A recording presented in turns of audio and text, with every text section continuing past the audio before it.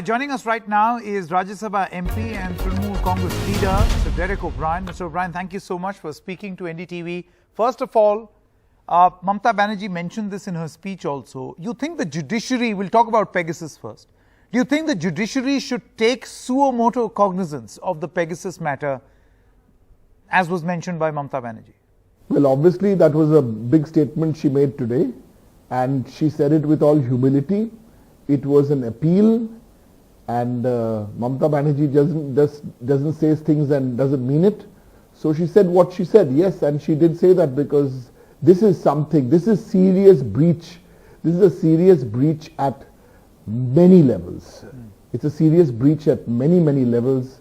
And that's why I think the first step in a direction of how big a breach this is that from tomorrow in both houses of parliament, not only the All India Trinamool Congress, but there are many other political parties who will take this issue up very seriously, because there are only like 1 or 2, 3 big issues which we really all want to focus on, and the hacking issue is one. Obviously there's the farmer issue, and the other one being the price rise and inflation. So but this is a big issue, and Trinamool have already moved notices, adjournment motion in Lok Sabha, and suspension notice in Rajya Sabha, and tomorrow is just the start. This is going to carry on for a while, so we want the Prime Minister, the Home Minister, they have to come and speak on the floor of Parliament. Okay. Now, Mamata Banerjee in her speech also said that media, judiciary and the Election Commission, all three have been targeted and captured by Pegasus. But you know, the BJP has alleged that you have done exactly the same thing by tapping the phones of opposition leaders. In just a short moment, we'll play an interview with Mr. Dilip Ghosh, who has this allegation against you, that you're doing the same in Bengal. I don't need to respond to what the BJP chief in Bengal used to say. The BJP is desperately trying to remain relevant in Bengal. The people of Bengal have spoken. I didn't do any big talk before the election results. Mr. Upadhyay, we've spoken many times, but the people of Bengal have done the big talk. By the way, third week of April, while the while the elections were on, Mamata Banerjee in fact did tell a television channel that exactly what is happening now. She said it was Israeli software, and she went into details that phones were being hacked. Now listen, this is not about hacking only Abhishek Banerjee's phone or hacking the political strategist's phone. Because please understand, how often does Mamata Banerjee speak to Abhishek Banerjee on the phone? They don't stay in the same place. So that means you've already had access to her conversations. There are other members of Trinamool Congress who've had conversations with Abhishek Banerjee and Mr. Kishore. So this is a much bigger issue, much beyond just Mr. Abhishek Banerjee, who you hacked his phone, you outspent his party by 100 times, you dictated to the Election Commission, you set your own set of rules, you got the ED, the CBI to be your allies, and Mr. Upadhyay, after doing this, you still got hopelessly defeated in the election. But this is a much bigger issue, and in fact, it is such a big issue with international ramifications. To trivialize it and say, you know, this is some anti-national issue, why to disrupt monsoon session of Parliament? I mean, that's bizarre.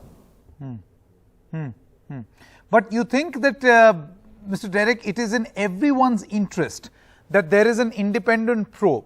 I mean, look at it this way. If the government is saying that this is a notorious attempt to malign the government, then should there not be a probe? Yeah, here's a simple question. Did the government of India use this software?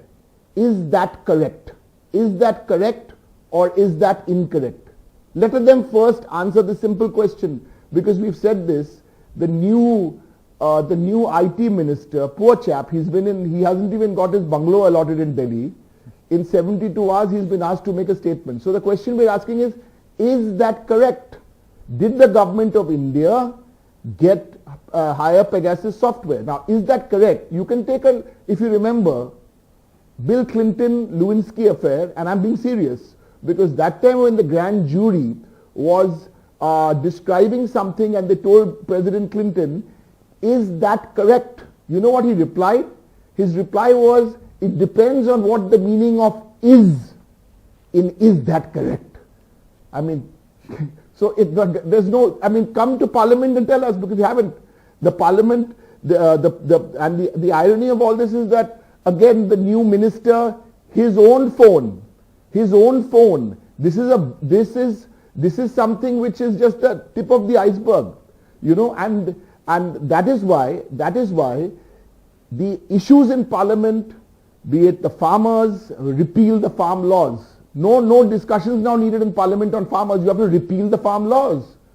You have to talk about inflation. So we were very cooperative, in fact, yesterday, where they were using COVID and trying to have meetings outside. Now, Mr. Amit Shah and Mr. Modi, who have a track record, they have a reputation to live up to. Let's not ever forget that. They have a reputation of 2002 to live up to. So in 19 years, they've been more experienced. Either they think Pegasus is a video game which was hired just to, you know, to be entertained by what the Trinamool Congress's All India General Secretary was saying, or a political strategist was saying, or journalist was saying. And the one, I mean, in all this, also about that, my colleague, I mean, he's a colleague and I can't change that, but he is a colleague, he's a Rajya Sabha member of Parliament, the former Chief Justice of India, and that murky case. I mean, how shameless is that? How shameless is that with the lady in that sexual harassment case? Even that phone was, and there's no soft word for it. The snooping and all won't do. It's a hack. Okay. Now, Mr. Derek, Mamta Banerjee, and she did it in fine style, where she put a plaster bandage on her phone and said, I can't talk to Mr. Chidambaram, I can't talk to Mr. Pawar, Mr. Kejriwal, maybe my phone is being tapped or hacked. Now, just taking this conversation forward and broad basing it a little, is Mamta Banerjee positioning herself in some sort of, as was an article in a news daily today, a linchpin for the opposition unity? Let me tell you very clearly, the people of Bengal have annihilated the BJP. Now, Mamta Banerjee, you're using all these terms like linchpin, etc. Listen, she's called herself never a VIP, but a LIP, a lesser important person. We're very clear. The focus in 2024 is that BJP has to go. People who hack telephones, people who don't supply oxygen and say hunky-dory. You heard the speech of the minister yesterday in Parliament, 54 minutes. I mean, it was like a teddy bear's picnic. COVID in India was a teddy bear's picnic because they've done everything well. They've done everything well. But Mamta Banerjee will play a role. Mamta Banerjee is not, running for any chair. Mamta Banerjee believes in the ideology of the constitution, as we said, her idea of India as per the constitution.